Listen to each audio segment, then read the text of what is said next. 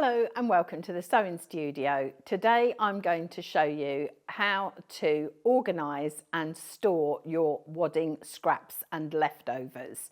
Now here in the UK we call it wadding, and in other parts of the world they call it batting. So does your leftover storage look like this? And how much time do we waste sifting through all of this to see, have I got the right size piece? So I'm going to show you how to organise it so it doesn't look like this anymore. Okay, so we need to find the right size piece for the quilt we've just made, and we're sifting through all of these pieces.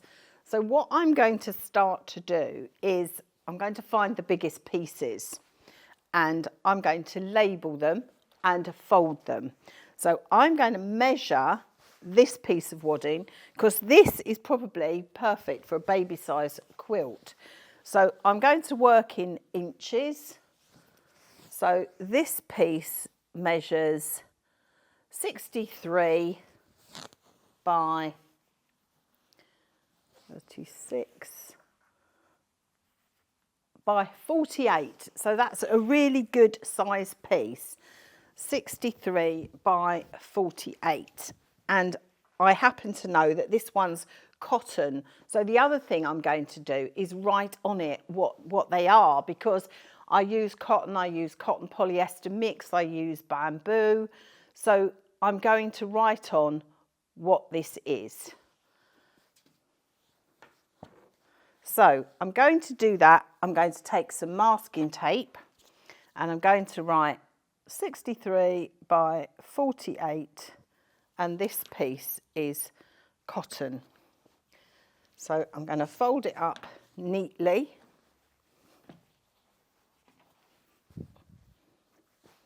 And I'm going to put a piece of masking tape with the measurements on it just at the front there, because I'm going to stack some of them on top. So I'm just going to move that piece out the way.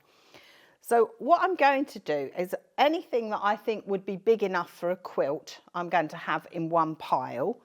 Other pieces are only going to be big enough for cushions, or they're going to be big enough for table runners. So I'm going to take another piece here. Now, this is a long skinny piece, so this would either be cushions or table runners.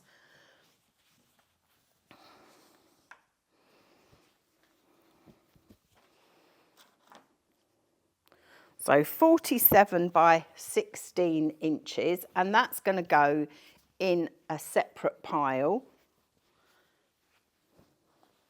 Let's get my masking tape again. So this one is a mix.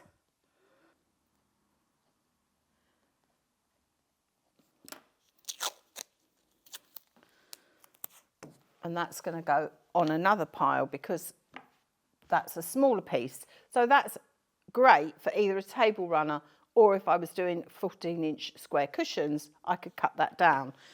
So then I'm going to come on and show you. So I've got some really small pieces here. So I don't throw anything away. I've got some really tiny pieces here. And this piece, for example, measures 8 by 16. I'm probably not going to bother labelling that because I'm just going to keep all the small pieces separate, because the other thing I do, if they're really small and I can't use them, I keep them as dusters and I just fold them up, and they're great for dusters because if your sewing room's anything like mine, it gets really dusty, and these are great because the dust just seems to hop onto them. They're brilliant. So I'm going to keep those in a separate pile. The other thing I like to do is when I've trimmed up a quilt, you can see here that this was trimmed from a quilt. So it's already got the fabric still attached both sides.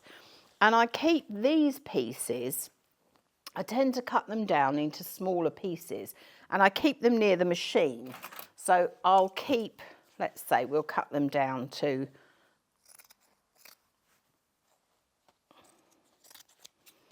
that sort of size, And I keep that next to the machine so that when I start a quilting project and I want to test the machine, make sure the walking foot tension's right, I've got these. So they stay in a pile next to the sewing machine.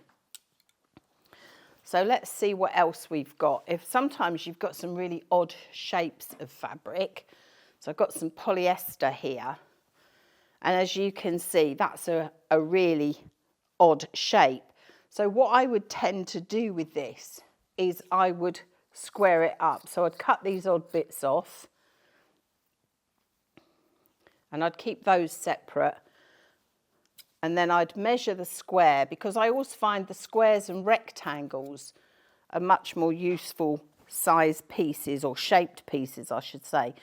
So this one is 30 by 20.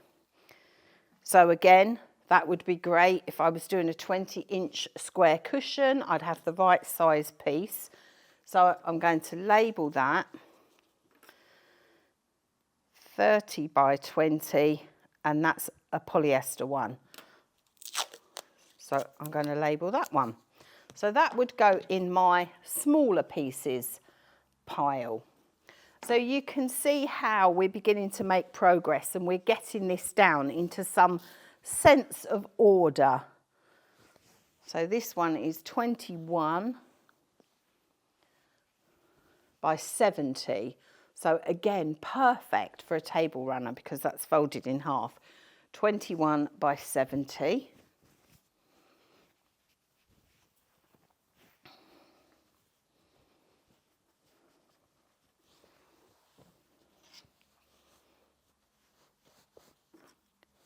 And this one's cotton.